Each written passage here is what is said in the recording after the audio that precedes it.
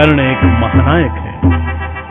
कर्ण जैसे वीर व्यक्ति की कहानी वहां से शुरू होती, जहां गुरु द्रोणाचार्य ने एक प्रतियोगिता रखी थी, जिसमें वो देखना चाहते थे कि पांडव और कौरव जो उनके शिष्य थे, उनमें सर्वश्रेष्ठ कौन है। युधिष्ठिर अपनी भाला की कला में सर्वश्रेष्ठ थे। भाला फेंकने में उनका सानी और कोई नहीं था।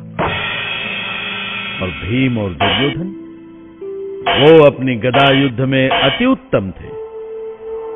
वैसे ही नकुल और सहदेव, नकुल और सहदेव तलवारबाजी की कला में निपुण थे। ये दोनों अर्जुन के छोटे भाई थे।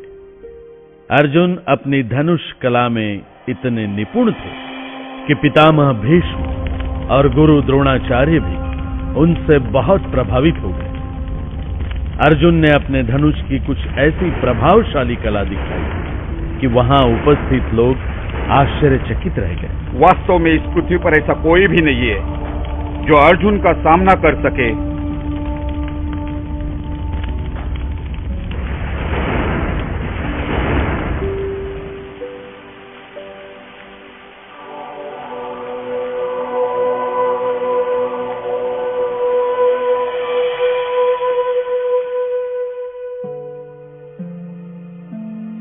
यहाँ पे ऐसा कोई नहीं जो अर्जुन की बराबरी कर सके। वो महान धनुर्धर है। तुमने सत्य कहा। इस प्रतियोगिता में वही एक योद्धा है। सभी अर्जुन की स्तुति करने में मगन थे कि तभी कवच और कुंडल परिधान किए हुए देवता समान एक तेजस्वी पुरुष ने रणभूमि में प्रवेश किया। इस नए आने वाले व्यक्ति को देखकर सभी लोग आश्चर्यचकित रह गए। देखो तो, वो महान व्यक्ति कौन है? वो तो सूर्य की तरह चमक रहा है। हाँ, मुझे तो लगता है कि वो राजकुमार ही होगा। देखो कितना तेजस्वी लगता है। मैं भी प्रदर्शन करना चाहता हूँ। मैं अर्जुन से अच्छी कला दिखा सकता हूँ। तो तुम्हें लगता है कि तुम मुझसे बेहतर कर सकते हो? सिद्ध करके दिखाओ। तो देख लो, मैं तुमसे अच्छा धनुर्धर हूँ या नहीं हूँ। इतना कहकर कर्ण ने अपने धनुर्विद्या का प्रदर्शन करना शुरू किया। उसने अग्नि बाण छोड़कर अग्नि वलय निर्माण किए और तुरंत ही दूसरा बाण छोड़कर अग्नि वलय नष्ट भी कर दिए। हे भगवान, कितना शक्तिशाली युवक है ये। मुझे लगता है किसी बड़े राज का युवराज होगा। इतना ही नहीं, अपितु कर्ण ने एक तेज घूमते हुए धातु के प्राणी के मुंह में 5 बाण छोड़े और उसके पश्चात उसने एक अंतर्धान बाण छोड़ा, जिससे वह अदृश्य हो गया और तुरंत ही रणभूमि के दूसरे भाग में प्रकट भी हो गया। शाबाश, वाह वाह, बहुत अच्छे। देखो, ये तो अर्जुन से भी बेहतर योद्धा है।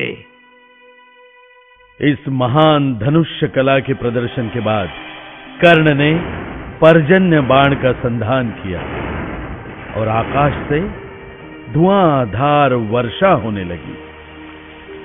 इसके तुरंत ही बाद कर्ण ने वायव्य बाण का संधान किया और होने वाली वर्षा को रोक भी दिया। अब बारी थी पुष्प बाण की। कर्ण ने अब पुष्प बाण से पुष्पमाला का निर्माण किया और महाराज का स्वागत किया।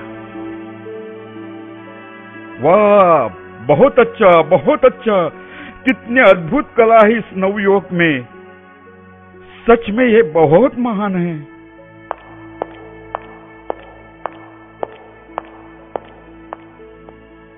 कर्ण, तुम्हारी बराबरी कोई नहीं कर सकता। तुम्हारी बहादुरी और शस्त्रों की कला ने मेरा दिल जीत लिया है।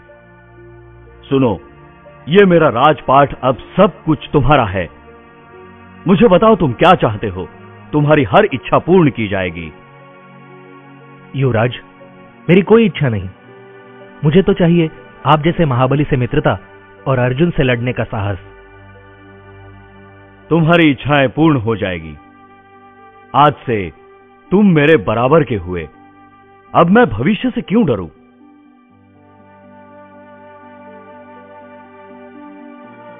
हे कर्ण, हमने तुम्हें नहीं बुलाया था, फिर भी तुम आ गए। तुमने इस सभा की शांति को भंग किया है। मैं तुम्हें इसी वक्त मार डालूंगा। लड़ने के लिए तैयार हो जाओ। क्यों नहीं अर्जुन, ये रणभूमि तुम्हारे लिए आरक्षित नहीं है। जिस किसी को धनुर्विद्या आती वो यहां आ सकता है। हे महावीर योद्धा, तुम कौन हो? नियम के अनुसार इस प्रतियोगिता में सिर्फ राजकुमार ही लड़ सकते हैं। अर्जुन तो पांडवों का राजकुमार है, किंतु तुम कौन हो और किस राज्य से आए हो? कोई भी साधारण मनुष्य इस प्रतियोगिता में युद्ध नहीं कर सकता। मैं एक सारथी पुत्र हूं तो क्या हुआ? ये लोग इस बात को बहुत ज्यादा महत्व दे रहे हैं। क्या फर्क पड़ता है मैं कौन हूं? क्या साहस और वीरता एक व्यक्ति के लिए पर्याप्त नहीं है? कृपाचार्य जी, आप क्या बात कर रहे हैं? आप ये सोचते हो कि अर्जुन तो राजकुमार है और कर्ण नहीं है ना? मैं घोषणा करता हूं कि कर्ण एक राजा है। मैं उसे अंग देश का राजा घोषित करता हूं। अब तो वो राजा है, अर्जुन को चुनौती दे सकता है ना? ये कहते हुए दुर्योधन कर्ण के पास आया और उसने कर्ण के शीश पर मुकुट चढ़ाया और उसे अंग देश का राजा घोषित किया। किंतु कर्ण इस उपकार का बदला कैसे चुका था? अर्जुन तो ये सब देख रहा था। वो अत्यंत क्रोधित हुआ। कर्ण, तुम मेरे सामने कुछ भी नहीं हो। मैं चुनौती देता हूं कि तुम युद्ध करो।